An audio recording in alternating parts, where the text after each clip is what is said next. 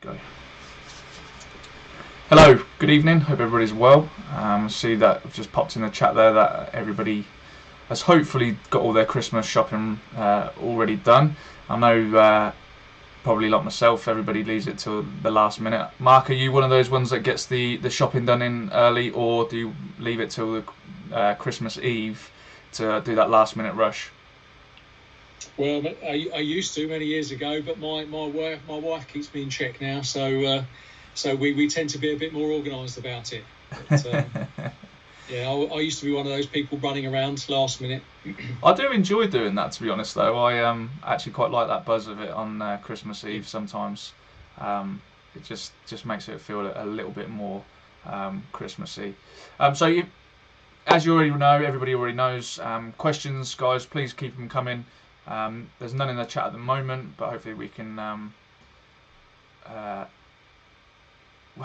make something happen. Richard's in here tonight, so I'm expecting plenty of questions from him.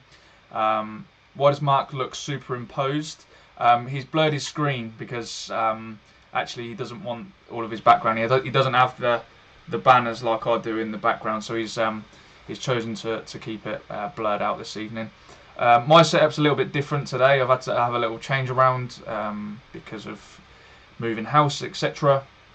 So my camera's up here and I've got my laptop and stuff below me, so I may look down a little bit, but nonetheless we'll get cracked on and hopefully there'll be some questions in. The other thing to point out as well is if you are probably watching this back, I do apologise if you didn't see any notifications coming through this evening. The event page that we use to set up on all the social media, so whether it's Facebook, YouTube or Twitter, didn't actually go through, so I've had to run it a slightly different way, so you probably haven't had a notification this evening. Evening, Mr. Staniforth. He's jumped in to see us as well, Mark, so evening to you. Evening, Mr. Staniforth. Evening. No questions still. Luckily we've got some prepared questions just for such an event. The first question then, Mark, would be, can I install an RCD fuse spur and or socket outlets in installations where additional protection is required? Yeah, I mean, this is kind of ongoing, and I will say there is an article that will be published sort of springtime next year, so I believe, in the next edition of Connections magazine. But basically, it's where it's, even though they're not listed in BS 7671 currently, their characteristics are such that they do offer additional protection. Mm-hmm. So our view at the moment is that where it's been confirmed that there's no requirement for additional protection of the circuit, for example, and you want to give additional protection for an alteration or to protect a piece of equipment used outdoors, then they can be used as long as it's been confirmed that fault protection's been provided upstream of the fuse spur or the socket outlet. So so this is either like a socket outlet with an RCD and built into it, or whether that be a fuse spur that may have RCD protection built on the face of it that we're talking about. Yeah. Now, I mean, we do also make a point of saying that that in using those devices for such an alteration, we don't apply the regs retrospectively in this instance, so there would be a departure recorded under 120.3 and in the declaration. Mm-hmm. But it would be on the basis that the device that you're using is making the installation no less safe than it would if you were to comply fully with BS 7671. So just to reiterate, it would be listed as a departure, but on the basis that it's no less safe. Okay. Lee's not necessarily a question here, Mark, but he said he's not got a good connection on here this evening. Everything seems to be running spot on mine. I'm not dropping any frames here. Maybe it might just be your internet signal. Maybe come off your Wi-Fi, refresh it, etc., and hopefully that will pick back up. Do you think the electrical industry has too many podcasts and free tool giveaways now? There needs to be more people talking about our industry, doesn't there, Mark? It can't just be ourselves as NIC, EIC and Alexa, there needs to be plenty of other people talking about it. The more people that talk about it, the more recognised it gets. And we only have so far reach, but other people talking about the industry is a great thing, because hopefully if there does need to be any changes, if the more people talk about it, then they can implement changes. In regards to free tool giveaways, I haven't seen any of those. Don't know about you, Mark. I've not received any free tools from anyone. So if there is anybody out there who wants to send me some free tools for Christmas, that'd be lovely. But I've not had any free tools, so I wouldn't know about that, Ryan. No, I'm afraid I'm not in the right job for that. So no, I've always had to buy my tools and everything. So yeah. In a hairdressing salon, are the showers used to wash hair in reclined chairs to be treated as a special location, Mark? Generally not. I mean, they're not fully immersing humans effectively, are they? But similar to sort of your showers in dog parlours and things like that.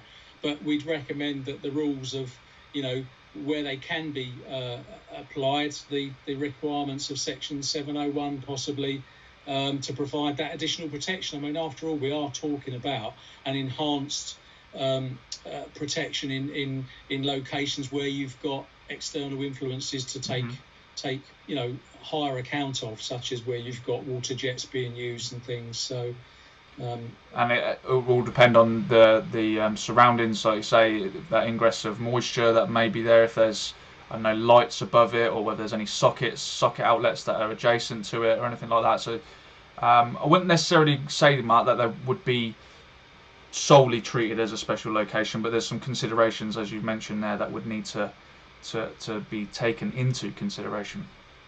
Yes, yeah, absolutely. At the end of the day, it's down to the installer. We say it every week to make that assessment, take an account of things like external influences. And don't forget, people working in hair salons, they are generally going to be skilled and instructed. They're trained in what they do. So you can apply that to a certain degree with those types of locations.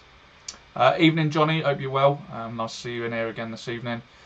Next question, Mark, would be, why can't I install a Type B RCD downstream of a Type A device? A Type B, well, it will depend on the characteristics. I mean, off the top of my head, you've got to be really careful overall where you've got Type B devices, but it will depend on. I think it will depend on the type of load as well, and the DC component on the RCD. So you'll need to look at the load that it's supplying. I mean, are we talking EV charging, for example? Well, they haven't mentioned it, but I presume so. Again, I know that there's a great guide from Beamer that actually highlights this issue, and it goes on with a little diagram to suggest which way round you need to be selecting your RCDs. So you can actually say, it actually shows you which ones and which way round they should be as well. So the reasons, as Mark's mentioned there, it's saying that if you basically, in regards to the selectivity of the devices, you can't have a lesser degree or same protection upstream of another RCD. So as the question alludes to there, it's if the Type A RCD is at that EV charge point, it would then need to be a Type B, because it couldn't be similar or lesser degree of protection further upstream. Yeah, I mean, we do, just to remind everybody, we've got pocket guides 28 and 29 that can also give a further guidance on that, as well as obviously, talking to the manufacturer of the particular device. Okay, next question then. My question is on 30% allowed on the rating of an RCD, so 9 milliamps allowed on 30 milliamps. So we have to design circuits that don't exceed 9 milliamps. So technically, what's wrong with if we install a socket circuit or a lighting circuit which is, say, 13 milliamps, and no, it's not going to nuisance trip? What is the problems? I think it would actually, if you knowingly did that and designed it so it was that for over that 9 milliamps, I think you'd be in breach of the regulations, would you not there, Mark? Yeah, well, 314.1, when you have to, or you should, consider the division of the installation to minimise things such as unwanted tripping. Consider any hazards that might be affected by sort of a fault on one circuit causing another circuit to disconnect. So it is, it is in the design. The designer should take that into consideration. Yeah. So if it's telling you that 9 milliamps are allowed, unless you can categorically say that there's going to be no more equipment that's going to be installed in there, or there's not going to be any sort of earth leakage equipment that's going to be installed, then you can't really say, well, I know knowingly that I know that there's 13 milliamps on there, so I'm going to install it anyways.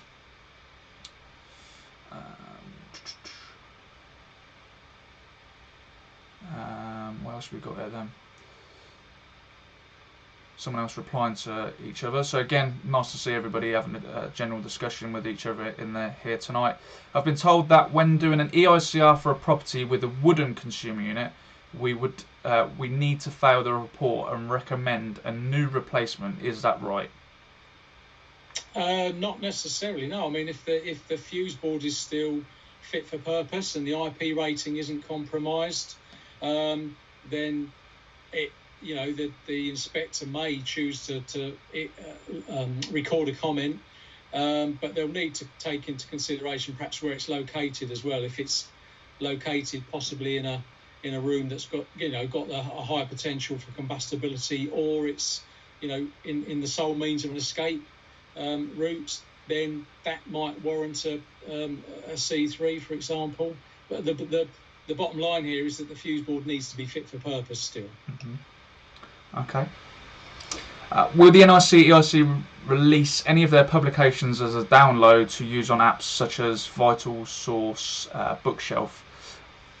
I believe we're working on it. Don't hold me to it. I'm not necessarily in the know. That's not my area of expertise within the company. I know it has been spoken about because it would be useful for everybody to be able to gain access to those. Sadler. We'll wait and see, I think, is the answer to that one. If I have a ring circuit B32 MCB and a spur off the ring exceeds the maximum ZS, can I introduce a fused connection unit, 13 amp fuse spur, to enable a higher ZS reading beyond that new fuse? Yeah, that's a good solution where practical, because that way the end of the circuit will be will be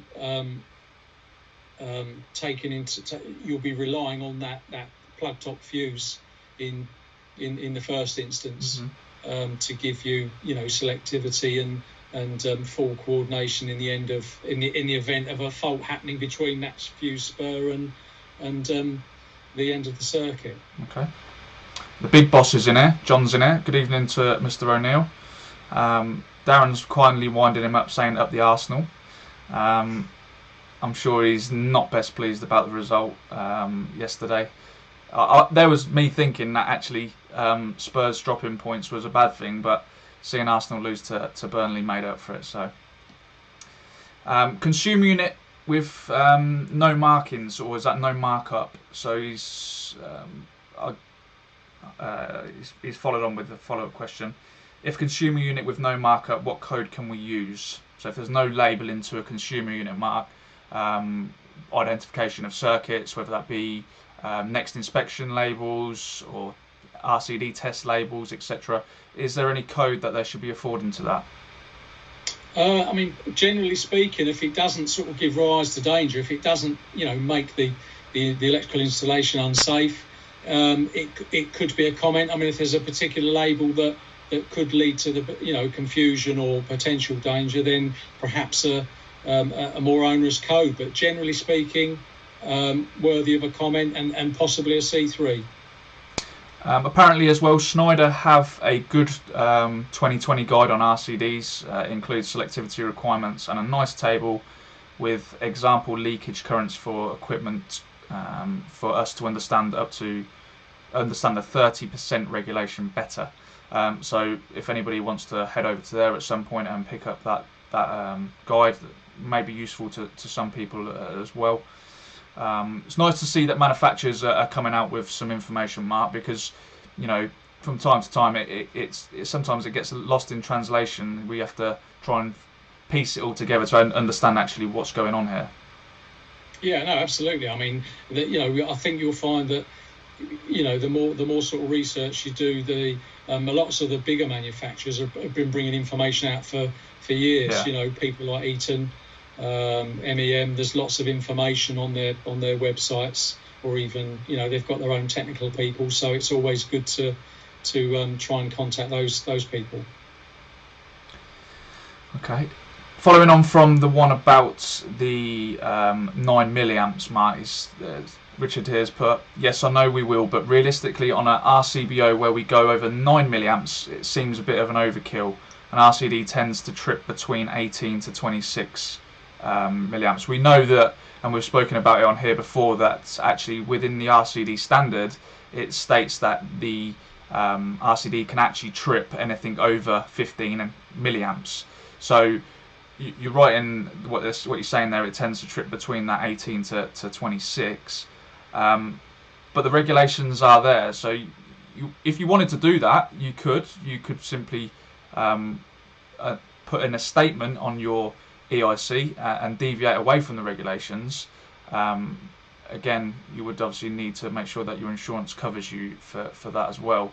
But again, Mark, we wouldn't ever really try and stay away from doing that and deviating away from the regulations, because you need to make sure it's just as safe from what you're doing there. I think the practicalities of any individual or company trying to demonstrate where they're not complying fully with BS 7671, it depending on the size of the installation, it could cause a lot of expense and unnecessary aggravation, to be honest, in both for the customer and for the contractor, and increase the liability for the installers concerned, possibly, if they can't provide adequate evidence. Okay. Michael Smith's asked, can you clear up regulation 536.4.202 for me? For me, can we use diversity on, say, an 80 amp RCD when the main fuse is 100 amp? So this was a bit of a change that came in, and I think it got a lot of people worried about some of the equipment they were fitting, especially RCDs on split load boards. Yeah. I mean, there is part of the reg does say where there's 100 amp single phase supply, doesn't there? You can sometimes rely on the manufacturer's equipment where they are stating that the rating of their equipment is coordinated in that respect, and where you've got perhaps a prospective fault current of 16 kA on a single phase supply, as long as that fuse board is manufactured to 61439-3, I think it is, then you should be okay. But I mean, further back on the reg, it does say, or further along the reg, it says that you can use three sort of methods for, you can apply diversity on the individual circuits. You could use an estimation factor by adding up all of the protected devices and times that by an estimation factor, for example. So say you had 100 amps on all of the devices, you could times that by an estimation factor. You might be able to utilise that. I need to check that because I can't, off the top of my head.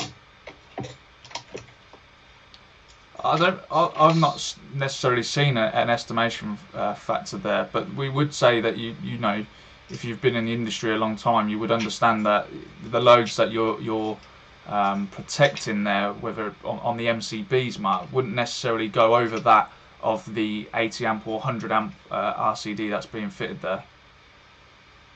No, that's right. I mean, it does. I think it is in that 202. Yeah, it does. There's three. It says the rated current of a switch, or RCCB, shall be based upon. It gives you three sort of options there. It says the sum of the final circuit current demand after any applicable load diversity factor. Right. Okay.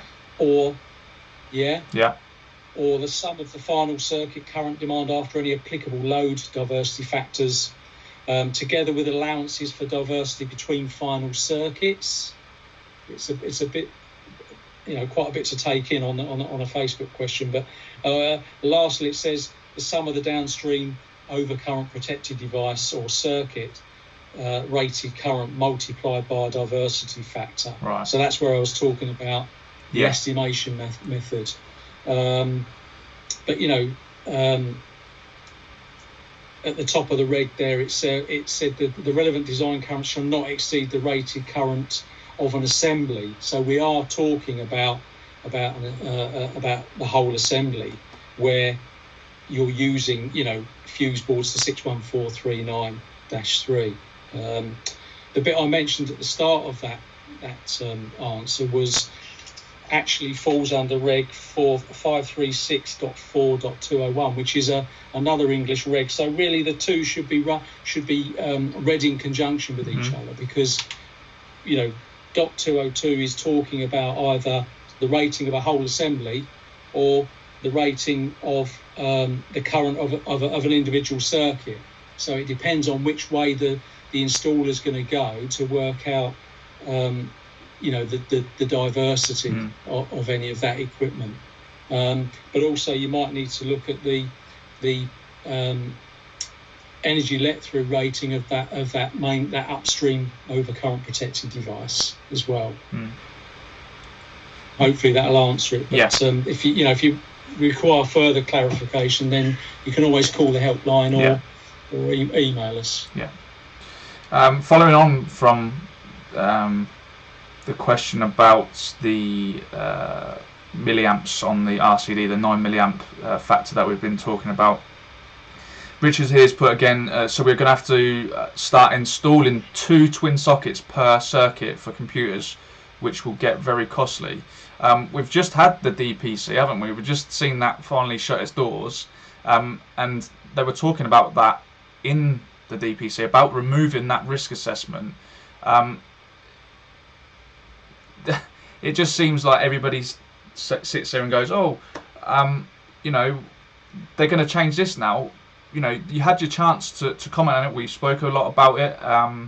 It's just one of those things, isn't it, Mark? It may increase the cost, but there can be other methods maybe that he could think about wiring his systems in.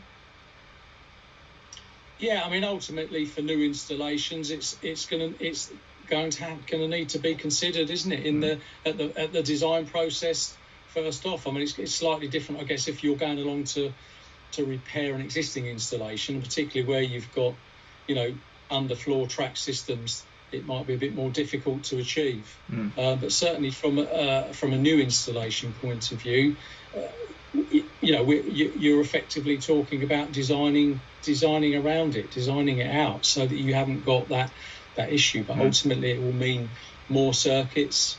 It might mean employing another method of protection other than ADS.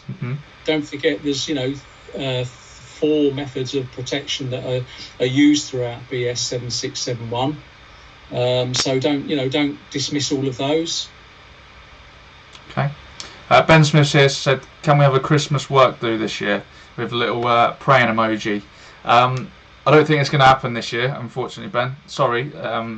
Again, I don't make the rules on this one, so I don't think it's going to happen.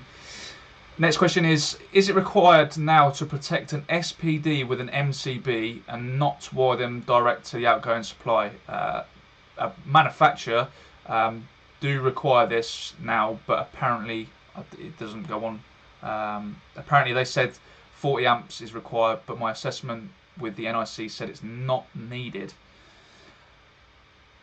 There is a part in let me get this right, in the section about SPDs, Mark, and it states in there that if the SPD has that inbuilt fuse inside it, then there isn't a requirement for that MCB to be protecting the SPD. However, if the SPD doesn't have that inbuilt, then there would be a requirement to have that protection there. Yeah, that's correct. I mean, ultimately, it will come down to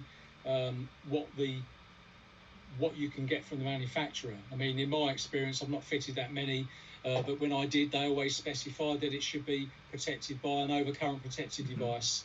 You know, and they basically gave me some good info on how it should be installed. I mean, there's some good examples in BS 7671 about how you should wire them up and whether they should have those overcurrent protected devices.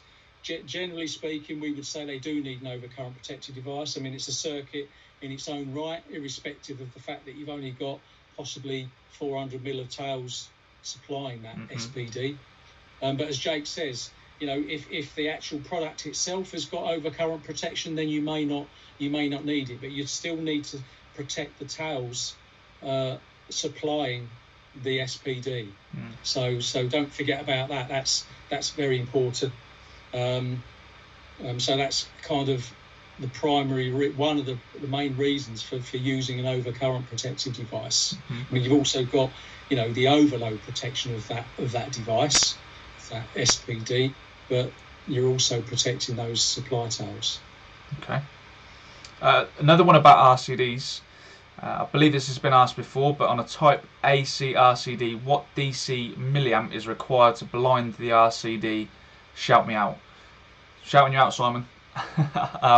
So hopefully we can answer this question. For as far as I'm aware, Mark, and I may be wrong on this, but it would be any DC on that AC RCD, because the AC, that's the whole reason why we're going from AC to A, is because they don't like DC.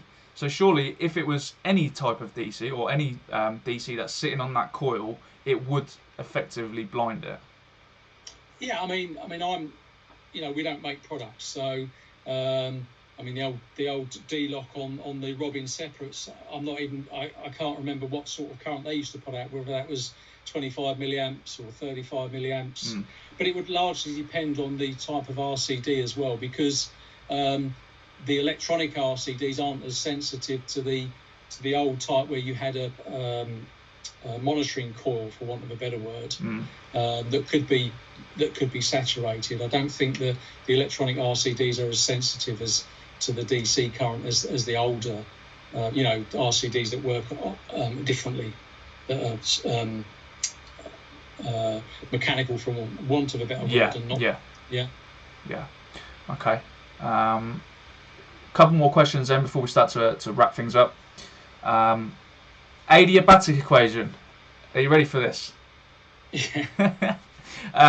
Using less than 0.1 ms in the equation, calculating minimum CPC size for short circuit lengths, i.e. lighting in 1.5 twin earth with very low ZS, high PFCs. Yeah, I mean, for fault sort of durations below 0.1 of a second, you generally need to look at manufacturer's data, because you'd need to look at the energy let through data of the particular device to determine whether your CPC would be. Sorry, let's start that again. You know, below 0.1 of a second, the adiabatic isn't really going to be very effective. No.